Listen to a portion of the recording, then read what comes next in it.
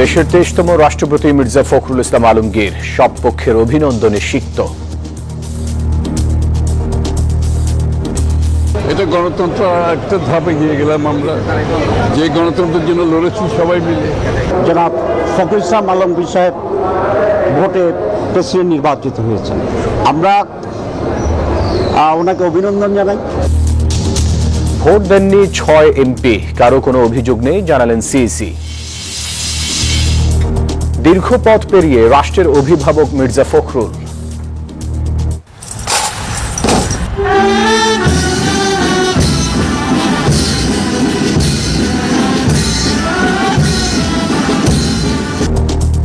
Guard of honour শেষে বঙ্গভবন ছাড়লেন হাফিজ উদ্দিন আহমদ। এবং কলকাতায় আগুনের ঘটনায় গ্রেপ্তার 3, হোটেল লজে কড়াকড়ি, চলছে 7 বাংলাদেশের মরদেহ ফেরানোর প্রক্রিয়া। যা যা করা আছে আমরা নিশ্চয়ই করব, কিন্তু খুবই দুঃখের।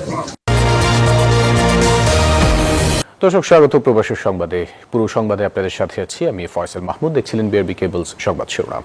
এবারে পুরো খবর। দেশের 23তম রাষ্ট্রপতি মির্জা ফখরুল ইসলাম আলমগীর সংসদ সদস্যদের সরাসরি ভোটে নিরঙ্কুশ বিজয় পেয়েছেন। তিনি নির্বাচনে পেয়েছেন 255 ভোট, আর প্রতিদ্বন্দ্বী প্রার্থী অলি আহমদের ভোট 88টি। ভোট দেননি 6 জন এমপি।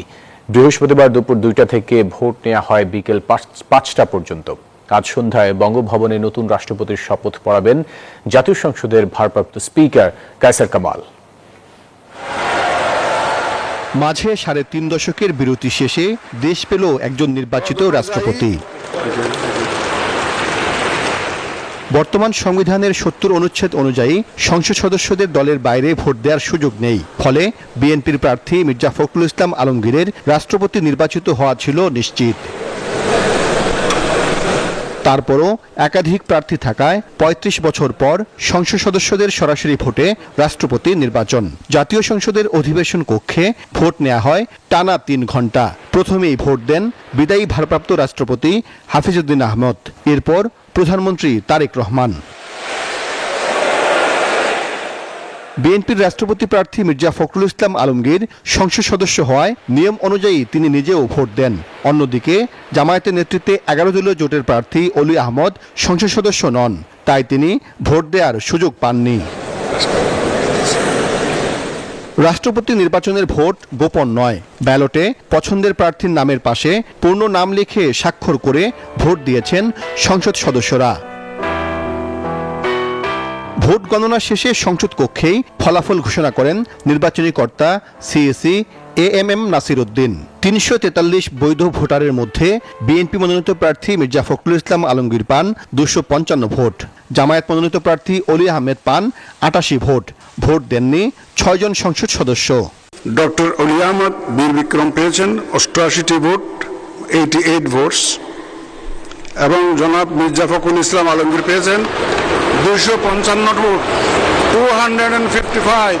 ফলাফল ঘোষণার পর প্রধানমন্ত্রী, বিরোধী দলীয় নেতা, প্রধান নির্বাচন কমিশনার সহ সংসদ সদস্যদের সঙ্গে শুভেচ্ছা বিনিময় করেন নবনির্বাচিত রাষ্ট্রপতি।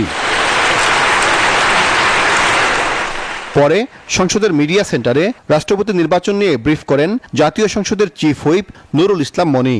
আমরা এই জাতিকে আশ্বস্ত করতে চাই যে আমরা যেন সবসময় একটা স্মুথ ট্রানজিশন করতে পারি, এবং সেই ধারণাটা, বিশ্বাসটা যেন আমাদের মধ্যে তৈরি হয়। দ্বিতীয় দিকটা তৈরি হয়েছে আমরা ইনক্লুসিভ, আমরা সবাইকে নিয়েই পথ চলতে চাই। 1991 সালে বাংলাদেশের সংসদীয় সরকার ব্যবস্থা পুনঃপ্রবর্তনের পর সে বছর রাষ্ট্রপতি নির্বাচনে প্রথম ভোট হয়েছিল। পরবর্তী 7 জন রাষ্ট্রপতি বিনা প্রতিদ্বন্দ্বিতায় নির্বাচিত হন। এবার দ্বিতীয়বারের মতো সংসদ সদস্যরা রাষ্ট্রপতি নির্বাচনে ভোট দিলেন। সংবিধান অনুযায়ী রাষ্ট্রপতির পদ শূন্য হওয়ার পর 90 দিনের মধ্যে নতুন রাষ্ট্রপতি নির্বাচনের নিয়ম থাকলেও 1 মাসেরও কম সময়ের মধ্যে নতুন রাষ্ট্রপতি পেল বাংলাদেশ। দীর্ঘ 35 বছর পর সংসদ সদস্যদের প্রত্যক্ষ ভোটে নিরঙ্কুশ বিজয়ের মাধ্যমে 23তম রাষ্ট্রপতি নির্বাচিত হয়ে ইতিহাস গড়লেন মির্জা ফখরুল ইসলাম আলমগীর। সাইফুল ইসলাম, নিউজ 24, সংসদ ভবন, ঢাকা।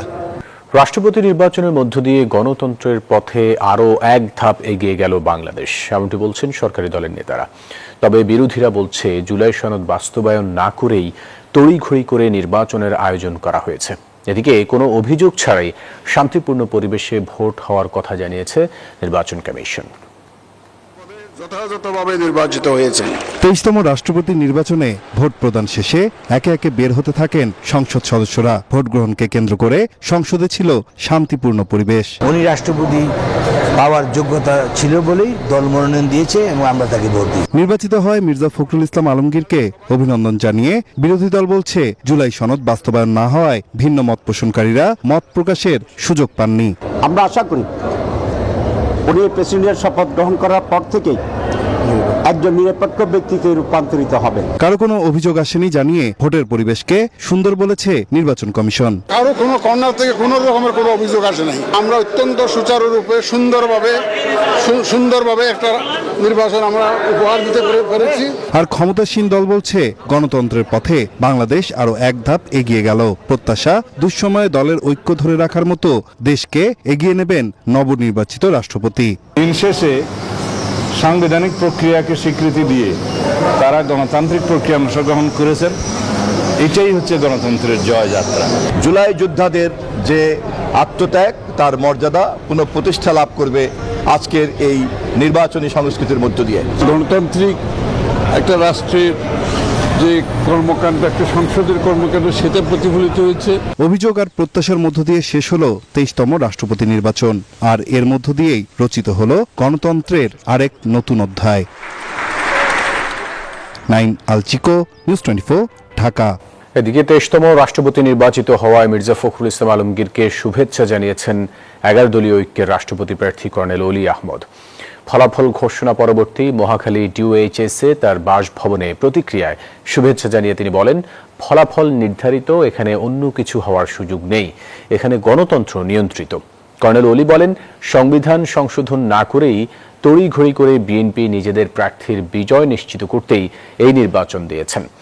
বলেন, নতুন রাষ্ট্রপতি জনগণের আশা প্রত্যাশা পূরণ করবে। এ সময় জনগণের দুর্ভোগ লাঘব, সুশাসন নিশ্চিত করার তাগিদও দেন তিনি। ওনাকে আমি আমার পক্ষ থেকে, এলডিপির পক্ষ থেকে, 11 দলীয় ঐক্য জোটের পক্ষ থেকে আন্তরিক মোবারকবাদ জানাচ্ছি। আমি আশা করব জনগণ যেটা আশা করছে তার একজন রাষ্ট্রপতির কাছ থেকে, তার কর্মকাণ্ডের মাধ্যমে জনগণের আশার প্রতিফলন করবে। বঙ্গভবন ছেড়েছেন ভারপ্রাপ্ত রাষ্ট্রপতি হাফিজ উদ্দিন আহমদ। বৃহস্পতিবার দুপুরে তাকে দেয়া হয় গার্ড অব অনার। ঊর্ধ্বতন সামরিক ও বেসামরিক কর্মকর্তাদের সাথে বিদায়ী শুভেচ্ছাও বিনিময় করেন তিনি। একদিকে বিদায়ের সুর, অন্যদিকে নতুন রাষ্ট্রপ্রধানকে বরণ করে নেয়ার জোর প্রস্তুতিও চলছে। আজ বঙ্গভবনের দরবার হলে শপথ নেবেন নতুন রাষ্ট্রপতি। আইনি ও সাংবিধানিক প্রক্রিয়ার এক ঐতিহাসিক মাহেন্দ্রক্ষণ রাষ্ট্রীয় প্রটোকলে বঙ্গভবন ত্যাগ করছেন ভারপ্রাপ্ত রাষ্ট্রপতি হাফিজ উদ্দিন আহমেদ। বঙ্গভবনে তাকে জানানো হয় সশস্ত্র বাহিনীর ঐতিহ্যবাহী বিদায়ী সংবর্ধনা। প্রেসিডেন্সিয়াল গার্ড রেজিমেন্টের সুসজ্জিত দল তাকে প্রদান করে বিশেষ গার্ড অব অনার। সালাম গ্রহণ শেষে বঙ্গভবনের ঊর্ধ্বতন সামরিক ও বেসামরিক কর্মকর্তাদের সাথে শেষ মুহূর্তের বিদায় শুভেচ্ছা বিনিময় করেন তিনি। একদিকে বিদায়ের সুর, অন্যদিকে নতুন রাষ্ট্রপ্রধানকে বরণ করে নেয়ার উৎসব মুখর আমেজ।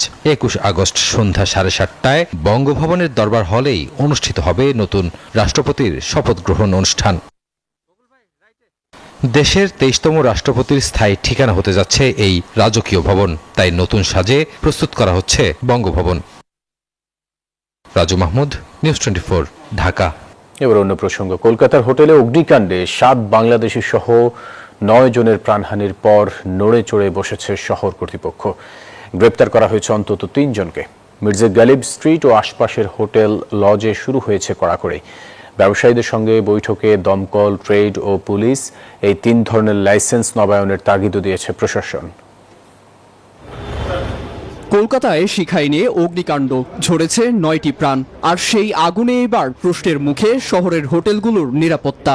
মির্জা গালিব স্ট্রিটের শিখাইনের ভয়াবহ অগ্নিকাণ্ডের পর নড়েচড়ে বসেছে পশ্চিমবঙ্গ সরকার। বৈধ অনুমতিপত্র ও অগ্নি নিরাপত্তার ছাড়পত্র যাচাইয়ে দল গঠনের পরিকল্পনা চলছে।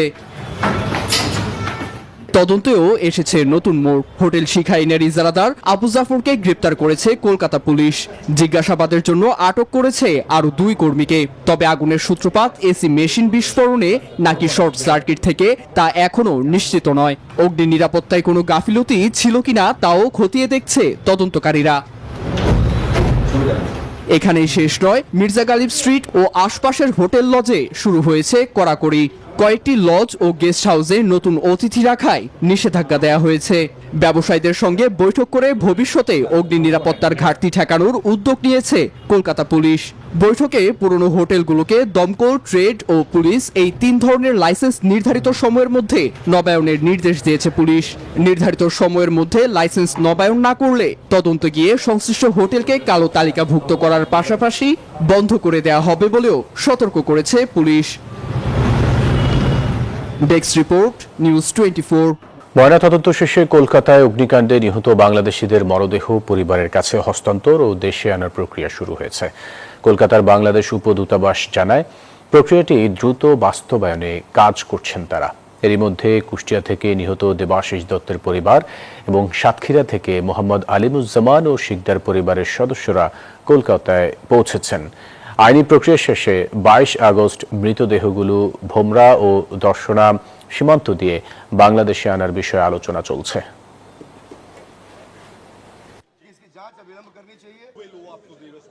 কলকাতায় অগ্নিকাণ্ডে 7 বাংলাদেশের মৃত্যুর ঘটনায় দুঃখ প্রকাশ করেছেন ভারতীয় হাইকমিশনার দীনেশ ত্রিবেদী। তিনি জানান, এই ঘটনায় প্রয়োজনীয় উদ্যোগ নেওয়া হবে। সচিবালয়ে স্বাস্থ্যমন্ত্রী সর্দার মোহাম্মদ শাখাওয়াত হোসেনের সাথে সৌজন্য সাক্ষাৎ শেষে এসব কথা বলেন তিনি। খুব দুঃখের কথা, আর যা যা করা আছে আমরা নিশ্চয়ই করব, কিন্তু খুবই দুঃখের কথা।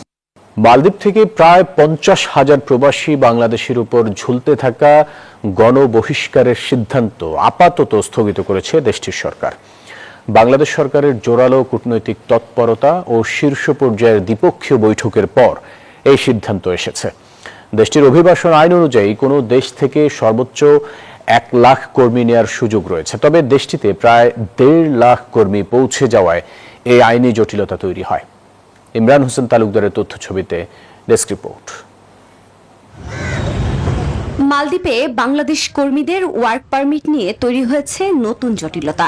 দেশটির নিয়ম অনুযায়ী একটি দেশ থেকে সর্বোচ্চ 1 লাখ বিদেশি কর্মী নিয়োগের সুযোগ থাকলেও 2023 সালে বাংলাদেশিদের সক্রিয় ওয়ার্ক পারমিট ছাড়িয়ে যায় 1,39,000। এরপর নতুন ভিসা, পারমিট নবায়ন ও অনিবন্ধিত কর্মীদের বৈধতা নিয়ে সংকট বাড়ে। 2024 সালে বাংলাদেশিদের নতুন কর্মসংস্থান ভিসাও সাময়িক স্থগিত করে মালদ্বীপ।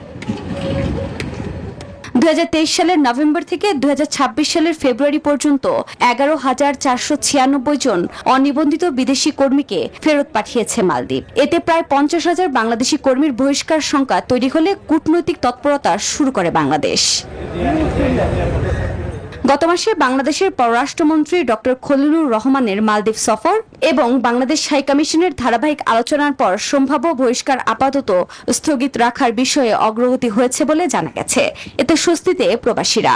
বাংলাদেশ হাইকমিশন এবং ঢাকা ও মালির যে কূটনৈতিক সহযোগিতায় এই 50,000 ডিপোর্টেশন থেকে স্থগিত করা খুব ইতিবাচক হিসেবে আমি দেখছি। দুইজন সরকারের ঊর্ধ্বতন কর্মকর্তা যৌথ আলোচনার এই কারণে, এই সিদ্ধান্ত নেওয়ার কারণে তাদেরকে আমরা ধন্যবাদ জানাতে চাই। কূটনৈতিক বিশ্লেষকদের মতে এই সাময়িক স্বস্তিকে স্থায়ী সমাধানের রূপ দিতে দক্ষ কর্মী পাঠানো, অনিবন্ধিতদের বৈধতায় বিশেষ সমঝোতা এবং তথ্য প্রযুক্তি নির্ভর কর্মী ডেটাবেস তৈরিতে জোর দিতে হবে।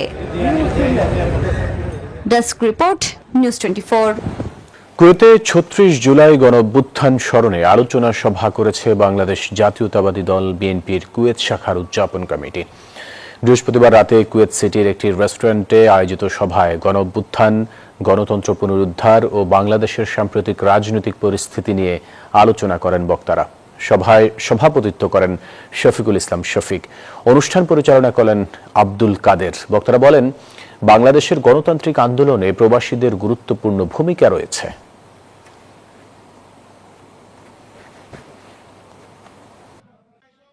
মির্জা ফখরুল ইসলাম আলমগীর রাষ্ট্রপতি নির্বাচিত হওয়ার পর রুহুল কবির রিজভীকে বিএনপির ভারপ্রাপ্ত মহাসচিবের দায়িত্ব দেওয়া হয়েছে। বৃহস্পতিবার বিকেলে দলের এক বিজ্ঞপ্তিতে এই তথ্য জানানো হয়। সম্প্রতি দলের সর্বোচ্চ নীতি নির্ধারণী ফোরাম জাতীয় স্থায়ী কমিটির সদস্য হন রিজভী। বর্তমানে মন্ত্রী পদমর্যাদায় প্রধানমন্ত্রীর উপদেষ্টা হিসেবেও দায়িত্ব পালন করছেন তিনি। দায়িত্ব পাওয়ার পর রুহুল কবির রিজভী প্রতিক্রিয়া বলেন, সুচারুরূপে এই দায়িত্ব পালন করতে চান তিনি। এদিকে গত 13 আগস্ট নির্বাচন কমিশনে মনোনয়নপত্র জমা দেওয়ার পরপরই মির্জা ফখরুল ইসলাম আলমগীর দলের মহাসচিব ও স্থায়ী কমিটির সদস্য পদ থেকে পদত্যাগ করেন। আমাকে এই পদ দেওয়া হয়েছে, আমি যদিও এটার যোগ্য নই, এর জন্য আমার আনন্দ হয়, আবার ভয়ও হয় যে আমি এটা ঠিকমতো দায়িত্ব পালন করতে পারবো কি, এই বোধটাও সবসময় কাজ করছে। আমাদের চেয়ারম্যান যে দায়িত্বগুলো দিবেন, যে কাজগুলো করতে পারবেন, সেটা যাতে সুচারুভাবে করতে পারি, সেটাই হচ্ছে আমার মধ্যে এখন সবচাইতে বড় ভয় বলতে পারেন, এটাও একটা অনুভূতি বলতে পারেন যে আমি ওইটা ঠিকমতো পালন করার চেষ্টা করব। আগামী স্থানীয় সরকার নির্বাচনে এককভাবে প্রার্থী দেয়া হবে বলে জানিয়েছেন বিএনপির ভারপ্রাপ্ত মহাসচিব রুহুল কবির রিজভী। বৃহস্পতিবার রাতে গুলশান কার্যালয়ে বিএনপি চেয়ারম্যান ও প্রধানমন্ত্রী তারেক রহমানের সভাপতিত্বে চাঁপাইনবাবগঞ্জ ও পাবনা জেলার নেতাকর্মীদের সাথে বৈঠকের পর তিনি এই কথা বলেন। কেউ যদি দলের শৃঙ্খলা ভঙ্গ করে প্রার্থী হতে চান, তার বিরুদ্ধে দলীয়ভাবে কঠোর ব্যবস্থা নেওয়া হবে বলে হুঁশিয়ারি দেন তিনি। দলের কোনো নেতাকর্মী অনৈতিক কাজে জড়িত হলে তাদের বিরুদ্ধেও কঠোর ব্যবস্থা গ্রহণ করা হবে। তৃণমূলের যে ইউনিটগুলি আছে, অর্থাৎ ইউনিয়ন কমিটি, উপজেলা কমিটি, এরা বসে তারা একজন প্রার্থী ঠিক করবে। সমর্থিত ব্যক্তির বাইরে যেন আর অন্য কোনো প্রার্থী না হয়, সে ব্যাপারে তারা সামগ্রিক প্রচেষ্টা গ্রহণ করবেন। এই বিষয়টি অত্যন্ত শক্তভাবে তৃণমূলের যে নেতাকর্মী যারা ছিলেন 2 জেলার, তাদের সামনে তিনি বলেছেন। দেশে একসঙ্গে হাম ও ডেঙ্গুর মতো কয়েকটি রোগের প্রাদুর্ভাব দেখা দিলেও উদ্বিগ্ন নয় সরকার, এমনটি জানিয়েছেন স্বাস্থ্যমন্ত্রী সরদার সাখাওয়াত হোসেন। এদিকে পানিবাহিত রোগ থেকে সুরক্ষায় টিকার উপর গুরুত্ব দিয়েছেন স্বাস্থ্য প্রতিমন্ত্রী।